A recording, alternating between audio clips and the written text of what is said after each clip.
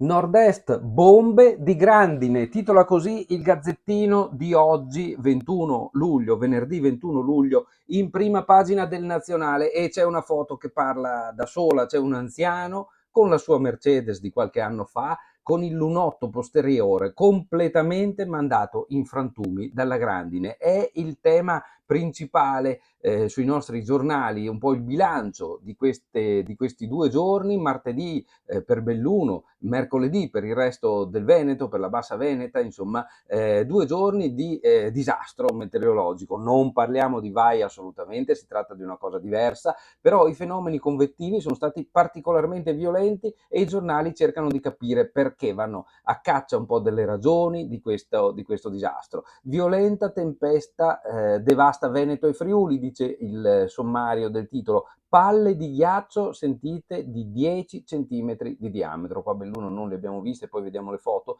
10 centimetri vuol dire che ti copre il palmo intero di una mano. Auto spaccate, tetti divelti, in pezzi finestre e persiane. 110 feriti e agricoltura in ginocchio. Capite che siamo di fronte a fenomeni estremi dovuti, ripeto, non a un fenomeno particolare, raro come è stato Vaia, ma dovuti a una situazione in teoria normale, cioè fenomeni convettivi, temporali convettivi, che però sono diventati molto molto più forti di una volta, anche se le grandinate grosse le si è sempre viste, ma in questo caso, insomma, anche su Belluno, il Comelico, sono una cosa un po' particolare, no? Allora il lancio dice questo: chicchi di grandine grossi come palli da tennis e raffiche di vento forti come bolidi. Un'ondata eccezionale di maltempo ha travolto il nord-est fino a 10 centimetri di diametro, le bombe di ghiaccio cadute e vento fino a 119 km orari. Mi sembra anche di più a Cortina l'altro giorno. Prima nel Vicentino, poi nel Trevigiano, quindi nel Padovano, infine nel Veneziano negli ultimi giorni. Prima, qua l'articolo lo dimentica, c'è stato Belluno.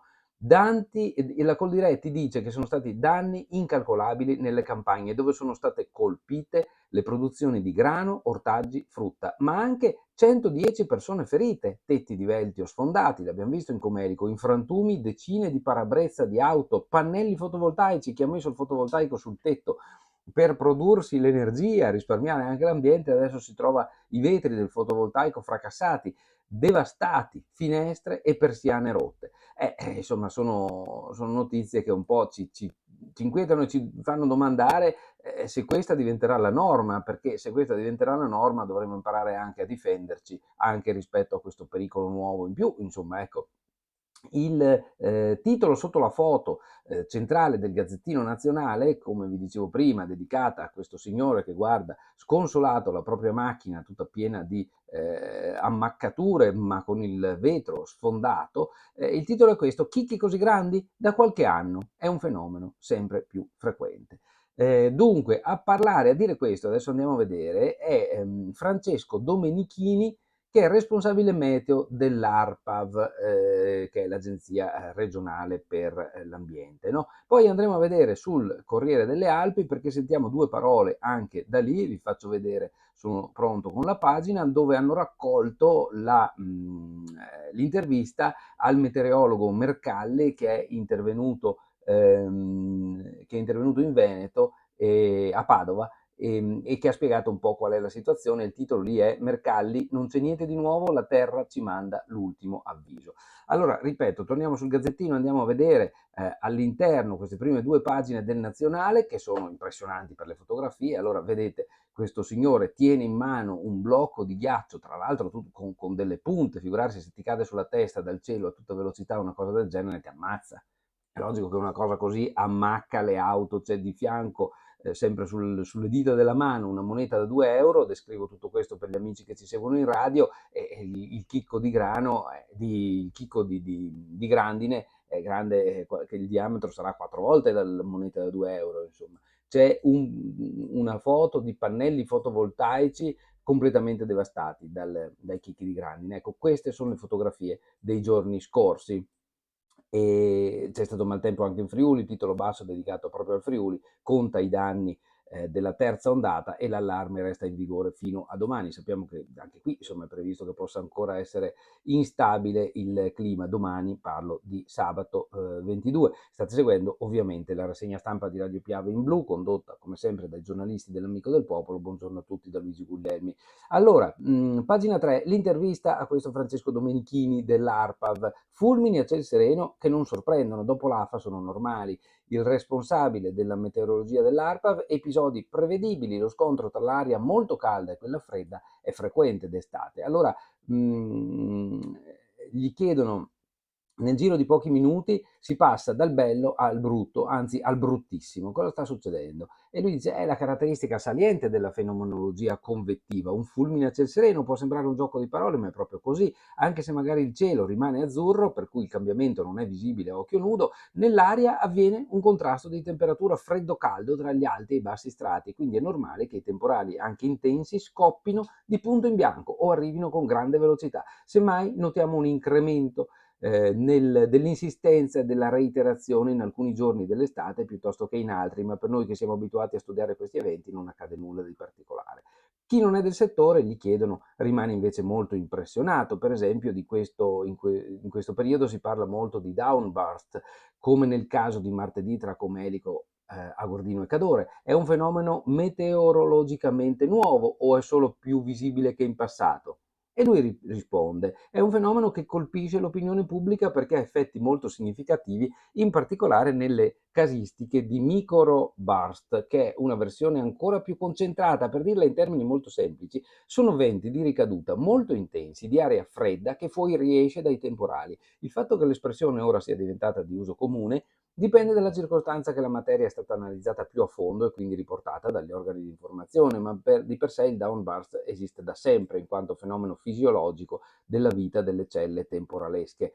Adesso io non posso e non voglio leggervi tutto perché vi invito ad andare ad acquistare questo giornale, in questo caso siamo sul Gazzettino. Vi ho promesso che avremmo dato un'occhiata anche all'intervista a Mercalli, o meglio al resoconto di quello che Mercalli ha detto a Padova. Mercalli l'ha messa più sul cambiamento climatico globale. La Terra ci manda l'ultimo avviso, vi ho detto, il meteorologo alla conferenza della provincia di Padova sui cambiamenti climatici dice fenomeni estremi ormai frequenti, l'atmosfera si carica di energia e la dissipa. Allora, l'atmosfera si carica di energia che viene poi dissipata con questi eventi, c'è sempre un nuovo record per qualcosa, il caldo, la consistenza delle piogge, sempre record, la forza del vento record, ma al di là delle statistiche il segnale è chiaro, virgolette di Mercalli, l'umanità è in codice rosso, abbiamo poco tempo per salvarci. Ehm, io credo, dice Mercalli, che di morti per il caldo ce ne siano tanti di più di quelli registrati. In Europa nel 2022 sono stati 61.000, in Italia 20.000, quindi secondo lui i dati di questi giorni sono sottostimati. C'è qualcuno, dice, che continua a definire una bufala i cambiamenti climatici, ma sono 30 anni che tutti gli studi indicano con chiarezza il fenomeno. La CO2 non è mai stata così elevata da 800.000 anni a oggi. È una bomba che dobbiamo disinnescare o esploderà e dopo non ci sarà più niente. Il 2022 è stato l'anno più caldo, questo forse sarà uno dei primi 5. Cos'altro serve per convincerci? Vogliamo davvero affidarci ancora ai racconti dei nonni che ci dicono quanto erano calde le loro estati o freddi i loro inverni? Mercalli cita in rapida sequenza, accompagnando le parole con immagini, tutti i segnali d'allarme. Nei nostri mari ci sono i pesci tropicali, il pesce istrice, il pesce coniglio, tossici, velenosi, perché la temperatura è salita di 5 gradi, il caldo aumenta, produce un'evaporazione più rapida, che è il carburante per i temporali estremi, il Po è ai minimi storici, i ghiacciai si riducono, abbiamo un capitale d'acqua sempre più piccolo, se non faremo niente, lo dicono tutti gli indicatori, a fine secolo avremo temperature più alte di 4-5 gradi con conseguenze estreme. Il livello dei mari si alzerà fino a 1 metro. Riuscite a immaginare che fine farà Venezia? Però anche lui, un po' come se volete il meteorologo che abbiamo letto prima, dice che siamo ancora in tempo, che questi fenomeni, bene o male, sono noti, sono acutizzati chiaramente, ma si può ancora tentare di fare qualcosa. Certo siamo all'ultima chiamata. L'accordo di Parigi sul clima, che punta a contenere entro i 2 gradi l'aumento delle temperature, è la bussola per l'umanità. ma non lo stiamo rispettando, ammonisce Mercalli. Siamo al bivio, al momento delle scelte, quello che facciamo oggi segna il futuro. E questo insomma è l'avvertimento. Che cosa fare? Sto saltando di qua e di là nell'articolo. La strategia è scritta da un pezzo, tutti dovrebbero conoscerla. Mercalli concede un rapido ripasso, bisogna puntare sulle energie rinnovabili, risolvere il problema dello stoccaggio, favorire la mobilità elettrica purché i mezzi siano alimentati con energie rinnovabili, se no, se devo produrle con centrali elettriche che consumano magari ancora fonti termiche, voglio dire. Ridurre i viaggi aerei che inquinano tantissimo, ma anche gli spostamenti inutili nelle città, incentivando il telelavoro. Dobbiamo tagliare, se non proprio eliminare, il consumo di carni rosse. Gli allevamenti sono responsabili del 15% delle emissioni ed è sempre più urgente fermare la cementificazione. In Veneto siete, ci ha detto, ai primi posti insieme alla Lombardia. Insomma, avete capito anche il discorso della carne, è un problema, il 15% delle emissioni sono prodotte dagli allevamenti di carne rossa. Son problemi grossi. Allora, torniamo al Gazzettino. Scusate se vi faccio saltare di qua e di là, ma sono andato adesso a vedere il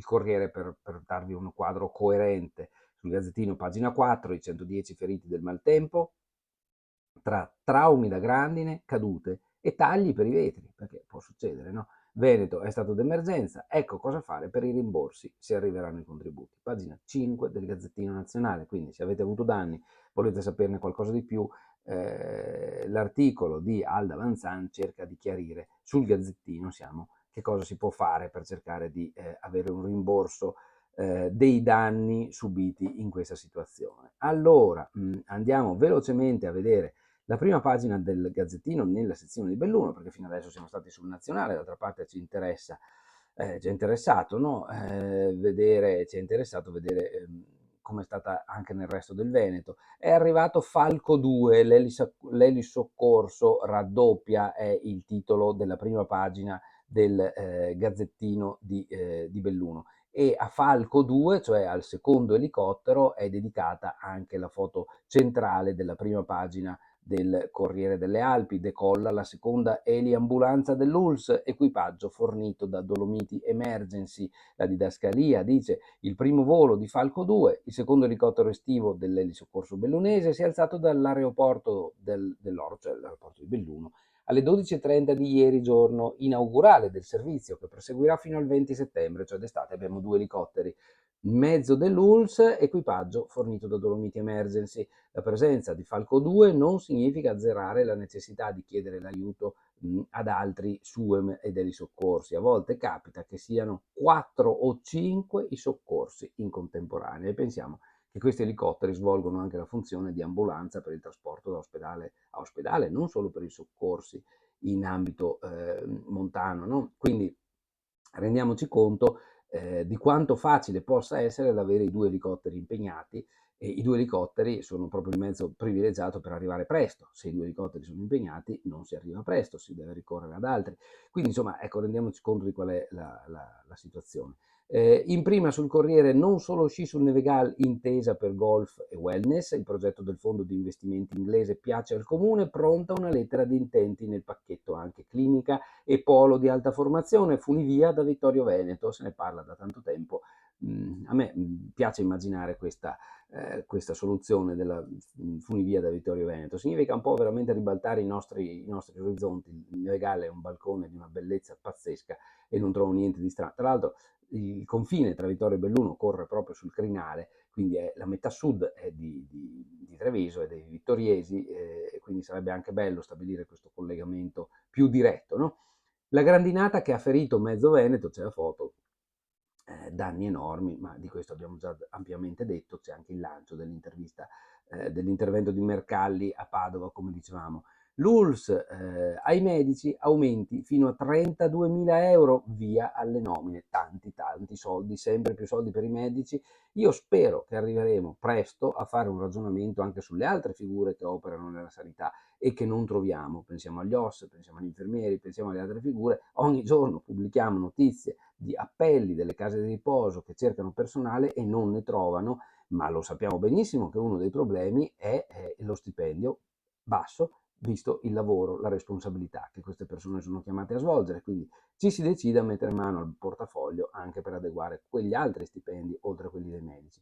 Diego Cason chiamato alla guida dell'Isbrec, serve più spazio, Cortina, Simico e imprese in sopralluogo, manifestazione fuori dal cantiere, croce di 4 metri a Roccapietore, progetto contestato dagli ambientalisti, non sarà di 4 metri la croce che il Soccorso Alpino della Val Pettorina vorrebbe installare sul monte Piz de Guda al posto di quella più piccola in legno ora caduta. Gli ambientalisti di Mountain Wilderness hanno scritto alla sovrintendenza contestando le dimensioni eccessive. Wilderness mi pare che si dica. Wilderness invece forse, proprio giusto così. Vabbè, insomma, non mi ricordo più, perché wild vuol dire selvaggio, wilderness credo che cambi l'apertura della vocale, il ditongo, quando si parla della situazione selvaggia. Ecco. Questo in prima sul Corriere delle Alpi. Belluno, oltre alla notizia su Falco, e non leggiamo di più, c'è l'altra notizia collegata alla sanità, nominati 33 nuovi mini primari, più responsabilità e incentivi. Nel patto ULS sindacati c'è il nuovo accordo sugli incarichi, sono già stati banditi i primi 10 avvisi per i cosiddetti mini primari e si arriverà al totale di 33, un riconoscimento per le professionalità interne e anche incentivi per il personale.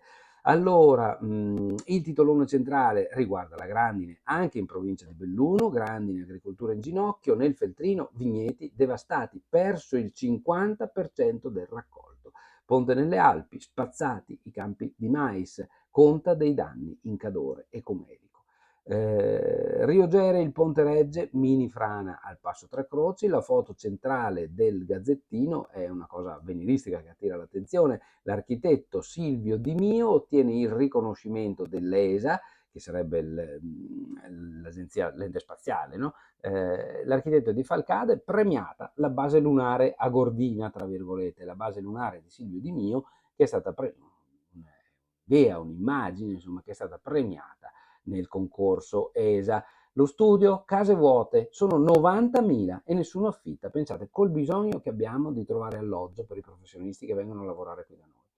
Oggi se un insegnante deve venire con l'incarico a Agordo, faccio per dire, difficilmente troverà una casa in affitto ad Agordo. Ecco, e questa è una situazione che fa però il paio con le case vuote che abbiamo. La provincia di Belluno ha il più alto tasso di abitazioni sfitte di tutto il Veneto, pari al 98%, dato del 2021.